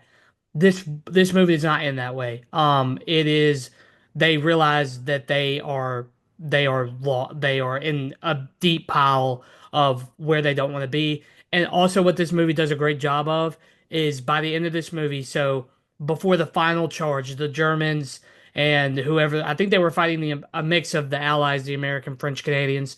Um, the war is signed. It's over. They officially signed the treaty, but the commander general or whatever post he is or rank he is basically sends all full out assault of this German army, and every one of these kids just find a way to die. From the tank coming through the smoke for the first time, with the flamethrowers coming through as well. And you think the main character is going to make it out, only to get stabbed in the final minutes. And it's sad, man. You think he dies for nothing. Literally nothing. It doesn't matter. His death doesn't matter. And I think the good thing, or what kind of brings home about this movie is that the people in charge, they don't care about the lives they throw away in a war. They care about the glory of war, and it's beautifully said, beautifully said. We watched this together on Netflix. If I would have seen that in a movie theater, yeah, it would have been incredible. So yeah, that's my second pick. All Quiet on the Western Front. Had to take it. It's awesome. My third pick, I'm gonna go with. Mm, I can kind of go a couple different ways. I'm gonna go with another World War One film, I think. I think I'm gonna go with 1917. I love that movie. The first time I saw it in theaters came out in 2020. Did I we don't see know if that we, together? huh? I Did we think see we that? saw it together. I saw it twice. So I probably saw it with you and I probably saw it with Avery. The premise of this movie is, kind of basically a British private to warn. He basically is taking a message to the front lines where an all-out assault in trench warfare is supposed to be had. The British are going to go across the no man's land and fight Germany. And he's got to get a message basically calling off the attack because they are going to get slaughtered. And Benedict Cumberbatch plays the other general. And the cool thing about this film is that it's basically a oneer. We know that there are cuts in the movie, obviously, but the whole film is made to be like a oneer. In the movie, there's like one actual cut that it does when he gets knocked out in the stairs. But other than that, it's supposed to be a oneer. Do you agree? Yeah. Yeah, okay. I didn't want to like say the wrong thing, but basically, it's these two British privates. They go together. One of them actually ends up being killed, in kind of midway, kind of before midway through the movie, but he ends up making it to Benedict Cumberbatch's character, and he delivered this assault is being had as he's getting to the front line. And the coolest scene in the movie is where he's running through all the soldiers and they're charging out into no man's land. He finally gets to Benedict Cumberbatch, and he's got to tell he's already killed so many people, so many British soldiers already. But no, this one's awesome. I think it's kind of no war film has ever been really done like that. And the beginning of the movie where they're crawling through the trenches and no man's land and the barbed wire, you talk about intense. That is intense. So, third pick gonna be 1917. Yeah, two good picks, man. I really thought All Quiet might drop back to me. Mhm. That's a great pick. I love that movie. I think that's probably the most similar out of all of the movies we're going to pick to Warfare, Yeah. just in regards to how brutal it is. And then 1917 is so unique because it is, that Warner feel. So two good picks. Yep. I love both of those. So back to my third pick. This is always also, since I saw it, been one of the most, one, I think it might be personally for me the most emotional war movie, and that is Hacksaw Ridge, Outstanding pick. um, with Andrew Garfield. Vince Vaughn's also in it. I can't really think of. I know there's some other people, but those are like the two main. Yeah. Um, and Andrew Garfield just delivers one of the best performances of his career, I still think. He's that good old Southern boy with a thick accent. He doesn't want to kill people, man. He just wants to help. He just wants to find one more. That's what he says. I just want to get, Lord, help me get one more. Yep. And man, like that movie is so moving. Like just thinking about it right now, like I can almost feel tears welling up in my Yep. eyes. It is a very, very special movie, and I think it is very underrated, dude. I just don't think it gets brought up enough, man. And that is just an unbelievable, moving movie.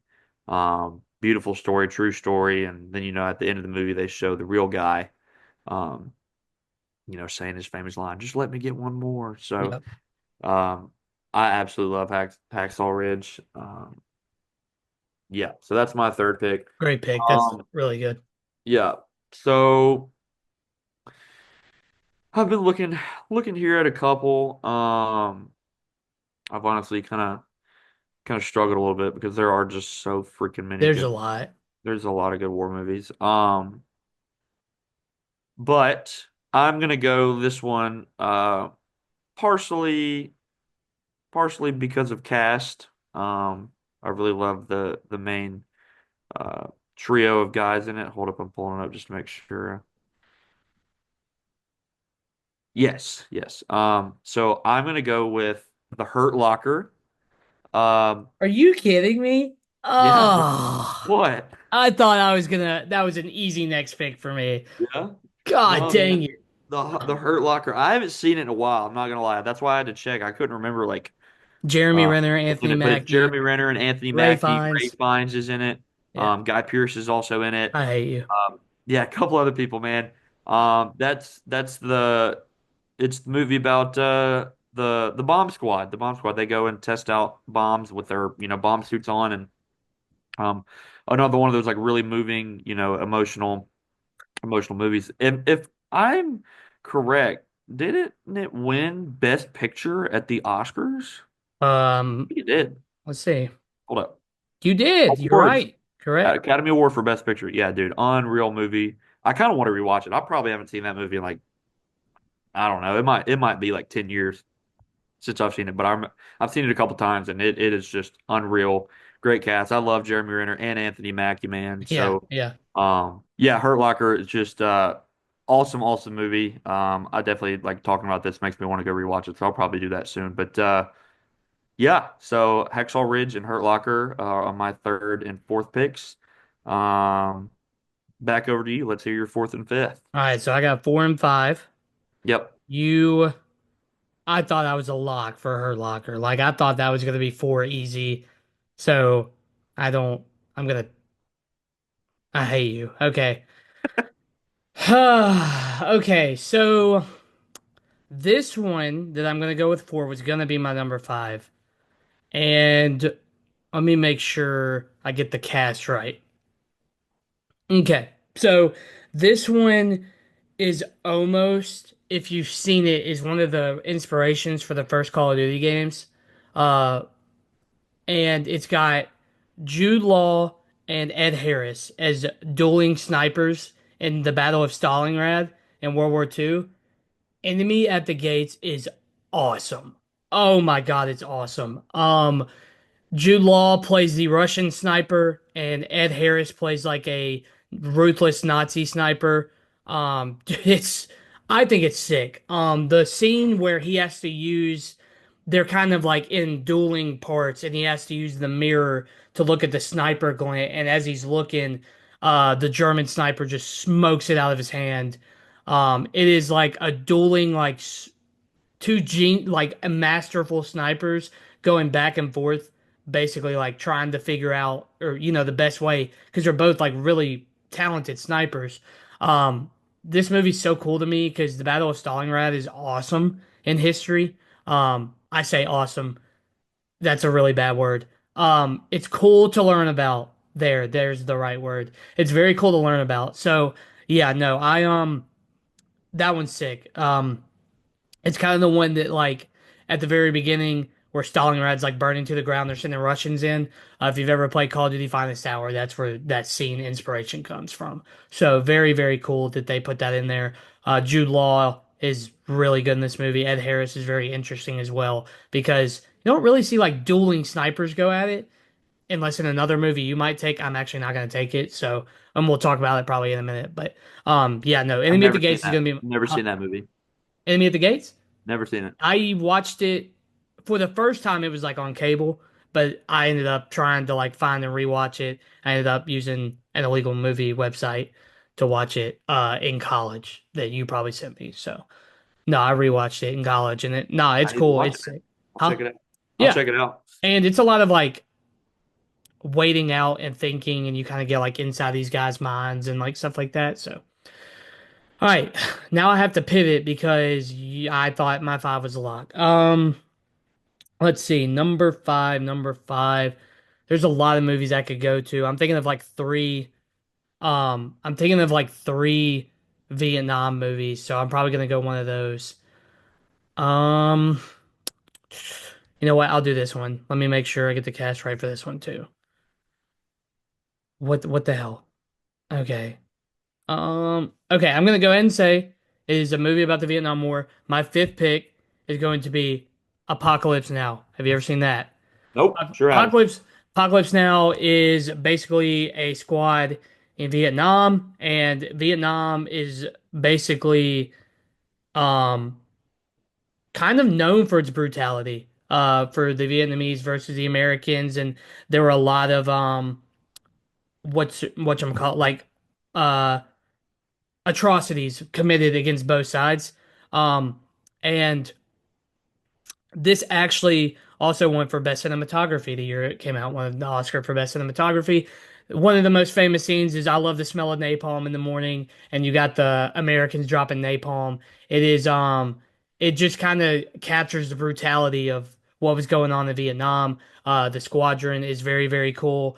It's got Marlon Brando in it, Martin Sheen, Lawrence Fishburne, Harrison Ford. It is like, got some greats in it, and it is just it when people talk about it, they talk about like real in Vietnam. And Apocalypse Now is going to be my fifth one. Sick. If you haven't seen it, you definitely need to watch it. It is very cool.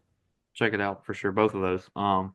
There's a movie that I'm not gonna pick with pick five that you didn't pick that I just can't believe you didn't take. We literally just talked about it the other day, but We'll go through that in honorable mentions. So Oh, I uh, think I know what you're talking I about, can't but really say, good picks. I imagine they're good picks. They sound awesome. I know Apocalypse Now is like iconic. So um, two good picks, I guess. So over to my last pick. I've been kind of go back and forth, man. There's a bunch. And we'll talk about honorable mentions. I've been going back and forth a lot. But the reason we're doing this draft, man, might be recency bias. I like I'm the taking pick. Warfare at I pick like the number pick. five, man. I'm taking it. I can't not. It's like it deserves to be in the top 10 war movies ever, if that's what this list, technically is.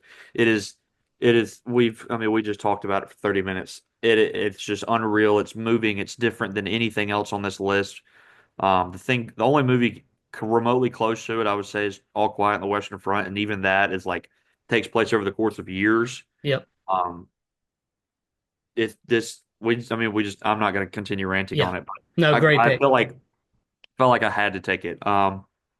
We both absolutely loved it. Unreal movie. And I honestly thought you might take it too. But yeah, so those are our list. I'll run through them real quick and then we can talk honorable mentions briefly. So Landon, you went with Saving Private Ryan, All Quiet on the Western Front, 1917, Enemy at the Gates, and Apocalypse Now. And I went with Lone Survivor, Fury, Hacksaw Ridge, The Hurt Locker, and Warfare. You definitely went a lot more like older movies, which I respect. A lot of mine were, I think literally all of mine are like within the last 15 years. But two solid lists, man, and we can jump right into honorable mentions. I cannot believe you didn't take Black Hawk Down. Okay, look, I love Black Hawk Down, but when you think about like, I do have high praise for it. I think it's like a sweat fest. There's some things that go on in the movie that like kind of don't really matter. Um, it's kind of like side stories, side missions, I almost call it. But no, yeah, it's a great movie. Don't get me wrong, but I think the five that I picked were like very, very like great movies. The three Vietnam ones or the other two Vietnam ones that I was thinking about, I don't know if you've ever seen them, were Good Morning Vietnam with Robin Williams, Great movie. iconic, and then Full Metal Jacket. Never seen it. That one's oof, oof. Yeah, I know that's a super iconic one too. I was what was it? I literally just like just ran out of my mind. Um, I can't remember. Oh, the Jarhead with Jake Gyllenhaal. Yeah, Um, yeah, your face is yeah. hidden. I know. I'm covering it up real quick. Okay. Cameron's grabbing a Um, pillow. oh, nice. So yeah, Jarhead with Jake Gyllenhaal. One of those like movies that just really shows you like what war can do to you mentally. That's what Full Metal Jacket is like. Yeah, that's what I've heard. Jake Gyllenhaal is unreal in that movie. Um, Obviously American Sniper is a really good movie. That was the one I was good. We were going to talk about I think American it's a Sniper. tad overrated. Bradley Cooper's incredible. He's great in it, but it deals a lot with what's going on back home too. So I didn't want to take it because it's not really necessarily like just a war movie. Um, Yeah, and then Dunk. another movie that I'm not even entirely 100% sure how you feel about it. But I don't think it's really that great, and that's Dunkirk. I think that might be Nolan's out of everything I've seen. I think that might be Nolan's weakest. Dunkirk is not a very interesting event. That's probably why the movie's not great. And we're talking about Christopher Nolan here, so Yeah. it's Um, kind of an odd movie for him to make, in my opinion. yeah, dude, I kind of want to check out a lot of these movies that you've said that I Oh, have I not. got more. I got more. I bet you do. You got any more off the top of your head? Um. I almost took Zero Dark 30. Oh If yeah, that's Zero Dark if 30. that's even 13 really. Hours also is a good one with Krasinski. Oh, with Krasinski, I Yeah. forgot about that. That's a Yeah. damn good Yeah, movie. the Benghazi movie. Yeah, that's a good Yeah. movie. Yep. Yeah, man. So we love war movies. We loved Warfare. That's why we did this draft, and we wanted to just do a quick little draft, to honor some of our favorite war movies. You definitely went a little more old school, and I went a little more new school. I'm gonna have to check out the couple of years that I haven't seen. So, two solid lists. We'll see what the people think, and yeah. So that kind of wraps up our talk on Warfare and our war movie draft. And now, like we end every episode with, we're gonna just kind of briefly go over a couple things we watched this week, just share with everyone, and I'll jump right into it. So, a couple other movies came out this week. You weren't able to make it to either of them, but I was able to go see Drop at a pretty early screening. It was Monday. like a mystery. It was a mystery movie at my movie theater, and it ended up being dropped. Um, so hold up, I'm trying to see what I rated it. Where's my list? So drop. I'll give it like a maybe a 2 minute review. Thriller from Blumhouse. Kind of basically, it's a movie about like how airdrop could be used like in a horror aspect, I guess. Basically, this girl's on this date and she keeps getting airdrops from this person, and it's literally the trailer. The person's like, "All right, if you don't kill, I want you to kill your date. If you don't kill your date, your son dies." And then he airdrops a video to her of like a dude in her house on her camera with guns, while her son's upstairs. So, and he says on the airdrop, like, if you tell your date, your son dies. So she is like on this date that she met through a dating app. She really likes this guy, but obviously, like, she's really, freaking out this whole time. So she's really awkward, and she can't tell him what's going on. And the whole movie, how to, she's trying to figure out who it is. Like, she's going and talking to other people. Is it the waiter? Is it the hostess? Is it someone else eating in the restaurant? Is it the bartender? Is it the guy that she's on the date with? So she's trying to figure it out. Um, Really, honestly, a pretty simple movie, but I think it was a really solid, effective little thriller. Nothing game changing, but I think it was a unique look at how technology, could be used in a dangerous way. Uh, yeah, I mean, super simple. Um, I don't even know. I feel bad, but I don't even know the two lead actors, but they both did a pretty solid job, and it definitely like was kind of tense there towards the end. And then obviously like I'm not gonna spoil it. Maybe you'll see it, but she does like find out who it is, and um, I guess it was all right. I was a little underwhelmed by the reveal of who it was. I didn't expect it, so it's not like I predicted it, but it was just um, I just think it might have been a little boring the route that they went with it. So, Very fair. but I still enjoyed it. Still a solid movie. I gave it. It was another one of those movies, like Death of a Unicorn, where I walked out. I was like, "This is a 3-star movie, like hands down." I gave Drop a 6.2. Um, Enjoyable movie. Cool concept. I think it was the ending that kind of let me down a little bit. Fair. Not the ending. I think it had a good ending, but it's the reveal as to what was going on and who it was. I think was just quite underwhelming. Fair. But a solid little like 90 minute short and to the point thriller. Um, I mean, if you want to go see it on a discount day or something, I know you and Cameron will probably enjoy it. So, um, but yeah, that's the other movie theater release I saw this week, and neither one of us were able to make it to the amateur. I will 100% probably be seeing that either tomorrow or Tuesday, because I really want to see that, and I imagine you'll check that out too. Absolutely. We've been talking about that movie for a while. So I'm pulling up my list to see if I really watched anything else, and I really didn't. I've been watching. What did I watch, man? I watched the whole. Oh, I watched all of the new season of White Lotus. I watched the whole thing Oh, in one day, in one sitting. sick. Um, 8 episodes. They're like 45 minutes to an hour each. I know you haven't watched that show, but you said Cameron likes that show. Pretty solid season, nothing crazy. Walton Goggins is in it. He's pretty good. Dog. Um, yeah, dog. There's a couple other pretty solid performances. Michelle Monaghan's in this season as well. And a couple other people you'd recognize. Typical White Lotus shenanigans, just at a new hotel. Someone gets killed at the beginning of the season, and then you're trying to figure out who it was Oh, and it's a whodunit. how that's how all of not a who done it, but like I haven't. I know Cameron. every season opens up with somebody on a resort finding a dead body. Ah, And then it immediately jumps and it says 7 days earlier. And then each episode is like a day leading up to I see. trying to figure out what happened, like how this dead body, who it is, and whatever.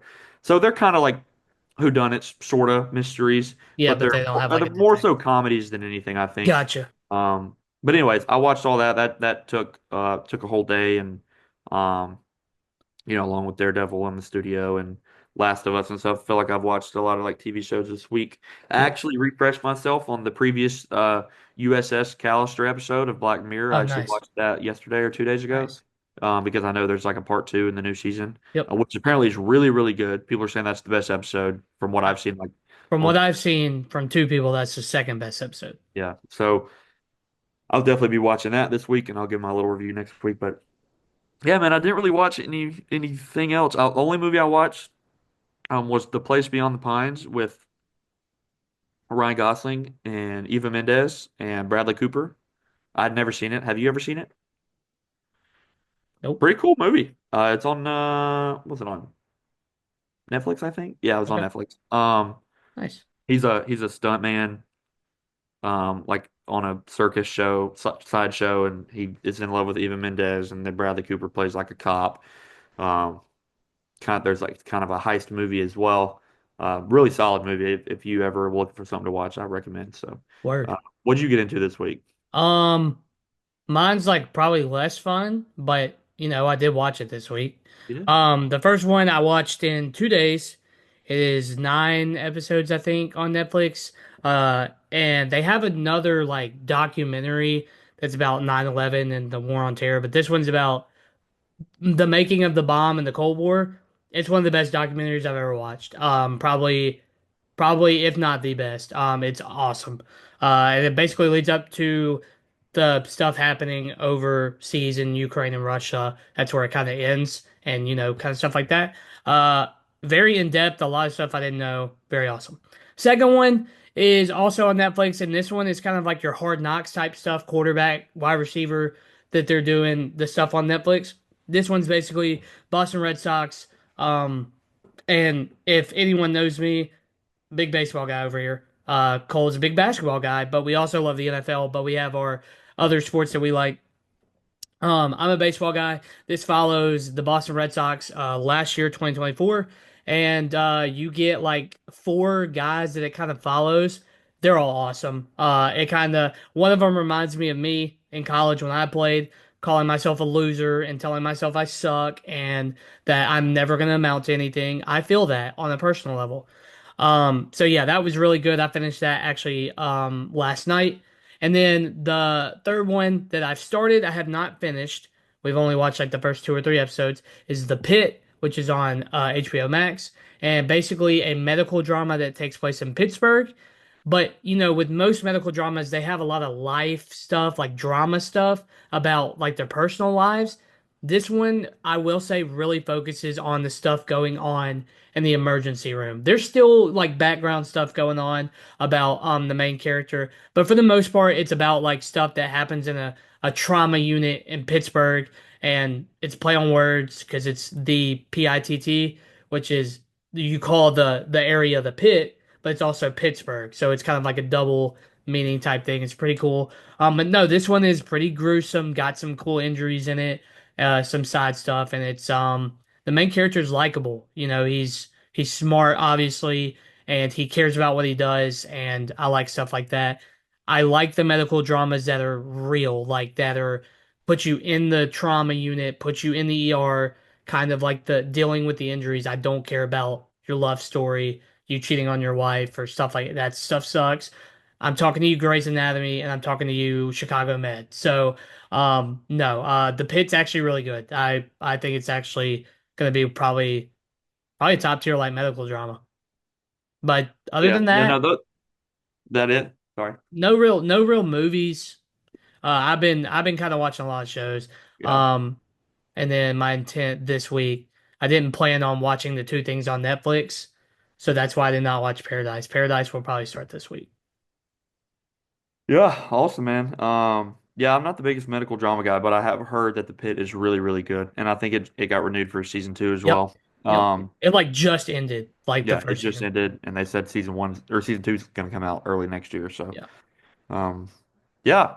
So that wraps up episode 15. Appreciate all of y'all tuning in. Definitely one of your favorite movie of the year so far, and my Mm-hmm. second favorite movie of the year. Um, Big week next week for me personally because this is the first movie for my most anticipated draft. Um, that I'll be getting to check out, and that is Sinners, the new Ryan Coogler movie starring Michael B. Jordan and Haley Steinfeld. Uh, each time I see that trailer, like I'm gonna get more amped. And apparently, it's unreal. The reviews It's are, got 100% on Rotten ooh, Tomatoes. Um, yeah, man, everyone is raving about it. I can't wait. Everyone is saying it's Ryan Coogler's magnum opus, and insane. I can't wait. So I'm going to see that in IMAX on Thursday. Very, very excited. So we will both be reviewing that. Yep. Continuing to react to Daredevil, the studio, and The Last of Us. And I think Andor premieres like next week. Yeah. So 2 episodes from now, Yeah. we'll We be won't have talking. Andor next week. We'll finish Daredevil. So, and then we'll just pick up with Andor. Yep. Look at Yep. they're just doing a great job They're doing picking up good. and leading off. Yep. So yeah, that's what we got to look forward to next week. I cannot wait for Sinners. I know you're excited too. So also off topic, but everyone watching this video, including you, check out Ryan Coogler's little like it's like a 10 or 11 minute video. Did you watch it? No, I haven't. I'm going to watch Check it. out that little video of Ryan Coogler talking about different styles of film and like how they made the movie. Very, very interesting. He has like a top tier like Oakland accent. That's awesome. He's got a great voice. Listening to him talk about nerd out about film for like 11 minutes. Super cool video. Everybody check that out. But yeah, so we'll be back next week with episode 16 with a review of Sinners and all of our shows and whatever movie news we get this week. So Yeah, thank you appreciate the all for love, yep. y'all. Y'all been killing it on Shorts, TikTok, Twitter. Follow us on Twitter, follow us on Letterboxd. Make sure to watch the shorts, like and subscribe. What else am I meant? Follow us on TikTok, comment on there, comment what you want us to talk about. We'll check it out if you want us to see it. And yeah, I think that's it. Episode 15 is a wrap, and we'll see It's you a wrap. guys with a Sinners review next week. Let's go. Let's go. Peace out, guys. Love you. Bye.